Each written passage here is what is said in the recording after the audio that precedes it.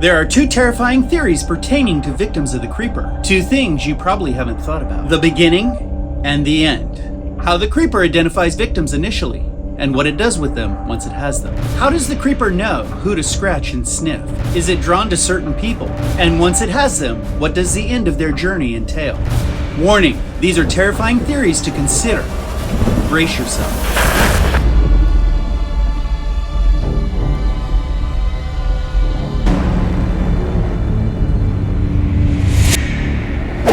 In Jeepers Creepers, the creeper is known for taking victims, as well as taking those victims through every step necessary for them to qualify for a wall mount. It's good at this process since it's been practicing taking humans and displaying them for thousands of years. But what does this process call for?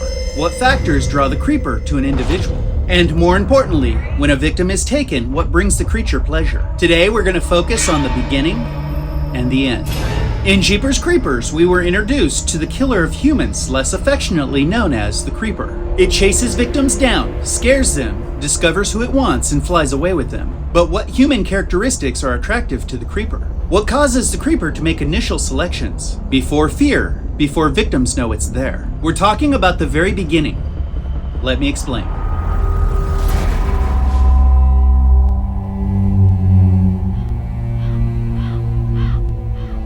In Jeepers Creepers, Trish and Derry were traveling down the East 9 in front of a motorhome when the creeper came up behind them and delivered their first dose of fear.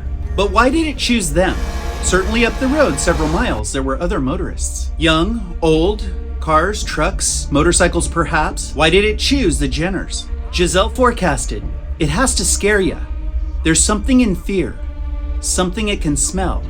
Something that tells it if there's anything inside someone, it might like. We recently did content outlining what types of people the creeper's drawn to. If you're interested in the creeper's favorite type of victim, check this out. But at that stage of the attack, it hadn't scared Trish or Derry yet. It didn't know anything about them. Or did it? It didn't know who was driving the motorhome, and it didn't try to scare them. It simply drove past in pursuit of the Jenner car. And if you think it was just passing through, you're wrong. The creature could easily have passed them and proceeded on to the church. But it didn't. It chose to attack and scare them instead. It made a calculated attack to see if they had something it might like. But why? Why the Jenners? There must be something about them it could sense. Something that stood out as different than the others in the area. This theory comes from @CWB-BT7LR. Thank you for your contribution. The theory suggests the creeper is attracted to victims without the victims first showing fear. There's an initial attraction, but it still has to scare them to know if it wants them and what from them it wants to take. Let's take this a step further and state a premise. The creeper must have a mechanism for identifying specific targets to scare. This creature's been hunting down human parts for thousands of years. It has senses and talents that aren't understood. It can smell fear and control its environment. It can move things with its mind and preserve bodies for hundreds of years, if not longer. But can the creeper identify those it wants without causing fear in them? Yes. We don't know how it knows which ones, but we do know it picks certain people out to scare. How do we know? Check this out.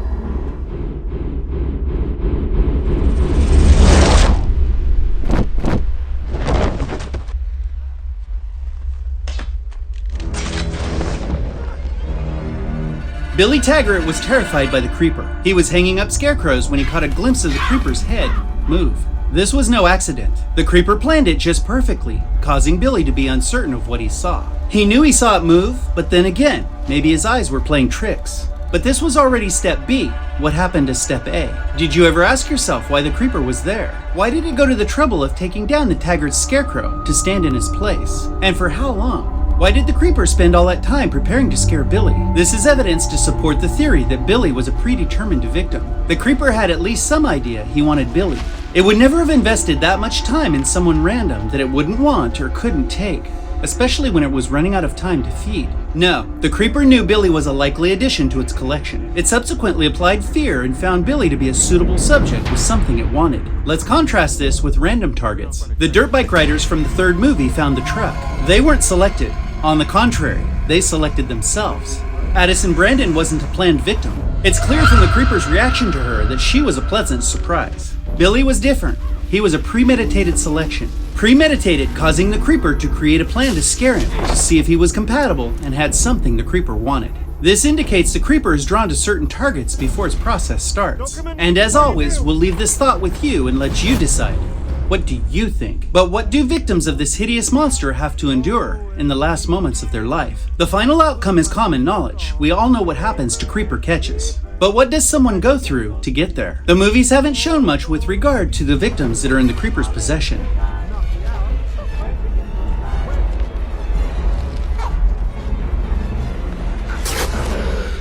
Kirk was convinced that the creeper thought he and Addison were dead. He suggested it was in too much of a hurry to realize they were still alive. Did it think they were dead? Or did it keep them alive? On purpose. We did a show on what happens to victims of the creeper and established a pretty solid theory. If you want to catch up on that video before moving on, check this out. But there may have been part of the process we missed. And this part of the process is so obvious, we aren't sure how we missed it. A recent comment from @HollandAMinute6592 about Derry and Billy warning Minxie got us to thinking. The theory has to do with the thought that the creeper's victims were together in its underground playground. We never considered the idea that some of those victims were alive. Many were at the end, like the dying boy Derry heard at the bottom of a rusted pipe. He only had moments to live. But others, like Derry, were very alive and conscious in the creeper's possession. Derry spent 3 days in the creature's lair before his untimely demise. If you want to know more about his last moments, you guessed it, we got you covered with this video right here. Now, what happened to Derry over the course of his last 3 days? Have you ever thought about it? What happened to Billy or Scotty? What would have happened to Double D? In our previous show about the creeper's victims, we talked about the creeper's likelihood of dropping victims, causing severe enough injury to prevent escape. And we did see a victim dropped from the sky in Jeepers 3. There would have been multiple victims dropped in that movie if we had used the entire script. But what about victims that aren't dropped? Derry's proof that some victims end up at the creeper's condo in a conscious condition. We don't know if Derry sustained any injuries, but it's possible he was bound for 3 days in relatively good health. Can you imagine what he witnessed? Holland reached out to us and thought it was interesting that Derry and Billy tried to warn Minxie, and they were both recent victims of the creeper. It was thought that maybe they met each other before they died. This is a grisly notion. If Derry Jenner was alive for 3 days in the creeper's care, why wouldn't there be other victims with the same short lifespan? This also means they would have seen each other, communicated with one another, and probably witnessed a lot of pain and death. Not only is this theory possible, it's probable. Think about it. The creeper likes to cause fear, and it named the cavern under the old church its House of Pain. Doesn't it seem likely it would bring victims into that space to relish their fear and pain? Derry is likely to have witnessed many victims enter the old factory prior to his death. He was probably a witness to the last breaths of many. One of those victims could very well have been little Billy. It's also likely that Derry saw Scotty, and coaches with Bannon high jackets, a bus driver, and many others. What better way to have relished the fear and agony of a victim than to have let them watch their fate play out over and over again until it became their turn? If you imagine fear as a full cup, the creeper would have enjoyed every bit of Derry, and even sipped the last drop of his fear. To summarize, the creeper keeps victims in its House of Pain, where the real fear and suffering begins. But as we always do, we're going to leave this up to you. What do you think? Does the creeper have a way to detect those it wants to scare? Does it randomly pick people out, or is it predisposed to certain victims using a sense that we're not familiar with? And is the fear it uses to pick people out just a tool used to rebuild itself? Once someone is chosen, is the creeper satisfied with the fear it felt? Or is the real fear only moments away when those it chose to take enter the House of Pain? Hey, thank you guys for watching today. If you like what you see, sub up. Until next time, we'll see you.